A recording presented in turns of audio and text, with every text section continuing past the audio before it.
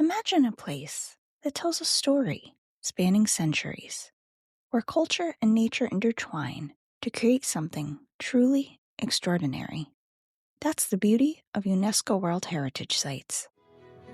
I'm Abigail, and this is Global Treasures, the podcast that covers the history, travel tips, and legends surrounding one of the 1,223 World Heritage Sites each episode. These places have been identified as having universal, cultural, or natural significance that is so exceptional that it transcends national boundaries and is of importance to present and future generations. Welcome to Season 2, where we'll explore the 45 sites that UNESCO added in 1979 together. Thank you for listening to the Global Treasures podcast.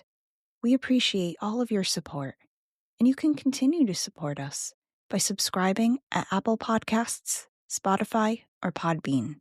You can follow us on TikTok and Facebook. And of course, please tell your friends about us if they love travel and history podcasts as well.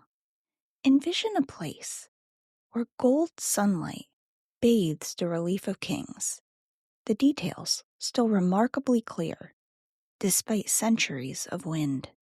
The grand staircases, wide and shallow, were designed for regal processions, leading to the heart of the city, the palace. Persepolis, known in Old Persian as Parsa, was the key ceremonial capital of the Achaemenid Empire from 550 to about 330 BC. Surrounded by the Zagros Mountains, Persepolis stands as one of the most significant remnants of Persian heritage, a true testament to Persia's glory. Standing in modern-day Iran, its giant stone columns pierce the skies, their intricate carvings murmuring tales of a civilization that once ruled vast lands. The earliest remnants of Persepolis dates back to 515 BC. This suggests that its foundations were laid during the reign of Darius I, with construction being completed by Xerxes. While it was not the largest city within the Achaemenid Empire, it served as a grand ceremonial complex, likely used for events rather than as a permanent urban center. Archaeological evidence suggests that Persepolis was primarily a political hub and a place for formal ceremonies, hosting celebrations where Persian nobility and representatives of subject nations would present gifts to the king. The site's walled platform houses 5 major halls and numerous imposing entrances, adorned with intricate reliefs, which depicted the empire's immeasurable diversity. The construction of Persepolis reflects the architectural sophistication of the Achaemenid style, characterized by the use of gray limestone. Limestone is versatile and durable, so this was a wise choice on their part. Its terrace, spanning nearly 77 miles, was partially carved from the surrounding mountains and mainly constructed through artificial means. Among its most remarkable structures was the Apadana Palace, which was used for royal audiences, the Hall of 100 Columns, the Great Stairway, and the Gate of All Nations. The Great Stairway, which I mentioned before, is one of the most striking areas, as it leads directly to the entrance of the city. 111 majestic steps that were once ascended and descended by royalty. Persepolis fell to Alexander the Great in 330 BC after his army navigated the Persian Gates, where Persian forces under Ariobarzanes mounted a fierce but ultimately unsuccessful defense. Following the capture of the city, Alexander allowed his troops to loot the immense treasury. Shortly thereafter, Persepolis was engulfed in flames, an event widely believed to have been a deliberate act of destruction. The extent of the damage suggests that the fire consumed the wooden portions of the city, effectively sealing its decline. To this day, Persepolis is associated with supernatural forces and believed by many to be haunted by those murdered at the hands of Alexander the Great and his troops.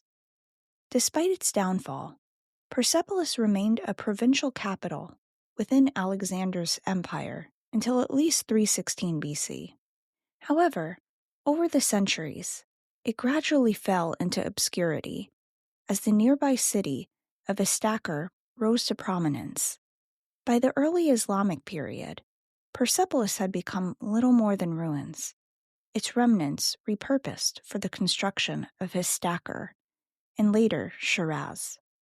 The modern rediscovery of Persepolis began in the early 17th century, spurring interest in its historical inscriptions, particularly its cuneiform texts, which played a crucial role in the decipherment of cuneiform script in the 19th century.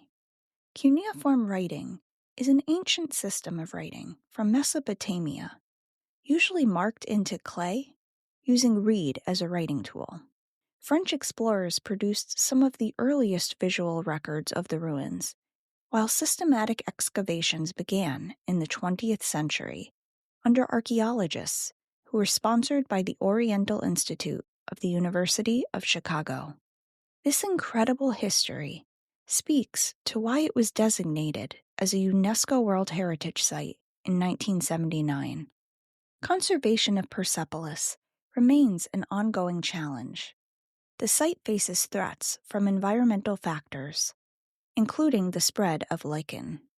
Lichen is that yellow-green or sometimes white algae fungus-looking substance that you've probably seen on stone walkways. Incredibly, that tiny organism has roots that penetrate surfaces, which causes deterioration of a building long-term. Thankfully, there are gentle techniques professional preservationists can use to remove it safely. Other issues include industrial pollution and the harsh desert climate, all of which have contributed to the gradual erosion of its intricate carvings. Also, this area does experience earthquakes, so more funding is needed moving forward to ensure a conservation plan can be sustained. Nonetheless, Persepolis endures as a symbol of the grandeur of the Achaemenid Empire, providing invaluable insights into Persian art, architecture, and governance. Now, let's explore some tips for traveling to Persepolis. On average, around 250,000 people visit this site each year. It's the most popular UNESCO site in Iran. If you're flying in from another country, check your country's government website for entry requirements, such as vaccines and travel advisories. For example, the United States, where I live, does not have an embassy within the country, so I would suggest enrolling in programs such as STEP. In case you're wondering what clothing to pack, or trying to figure out the best time of year to visit, in terms of the weather, the summers are hot and can get up to 100 degrees Fahrenheit, with winters getting as low as 32 degrees Fahrenheit. The closest airport is Shiraz International Airport. International flights typically land in Tehran as a stopover. From there, you can take a taxi to Shiraz, which is where many stay. You can't stay in Persepolis, and it's about an hour drive away. In order to visit Persepolis and to go to Iran, you need to book a tour with an authorized Iranian travel agency for an escorted tour, again, if you're from North America and the UK. So, essentially, you can't just go online and buy a ticket for entrance. Be sure to book your flight and tour a minimum of 3 to 6 months in advance. The benefit, as always to this, is that a tour will be conducted in your native language, along with the fact that they book the bus tickets or private vehicle, hotel stay, can arrange visa service, plus arrival and departure from the airport. Homestay sites are not an option for those in the US and UK, so you'll want to check for your specific country. Know that there's a high level of security at this site, so you'll likely have to leave your bag at the entrance or on the bus.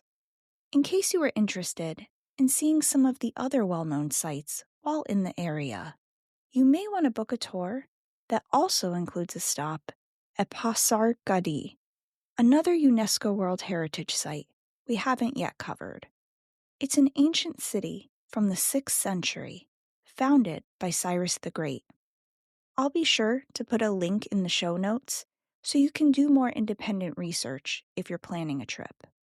And of course, part of the experience is trying new foods and traditional dishes.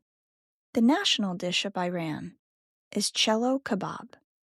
This is rice, served with marinated meat kebabs. It's usually made with lamb, chicken, or beef, sliced or cubed and barbecued on skewers. It's sometimes served with a thin Persian flatbread called lavash. In terms of drinks, while coffee is consumed, tea is traditionally served, as Iran is a huge tea manufacturer domestically. And don't expect to imbibe while you're there, because alcohol is prohibited. One question I wanted to address: I was asked whether there are tours that take you to the spots where Hollywood movies were filmed, and the short answer is no. This is a common misconception. While many feature films do take place in Persepolis as a setting, the movies were not physically shot within Persepolis due to strict regulations. It would make for a gorgeous setting for a blockbuster film, though.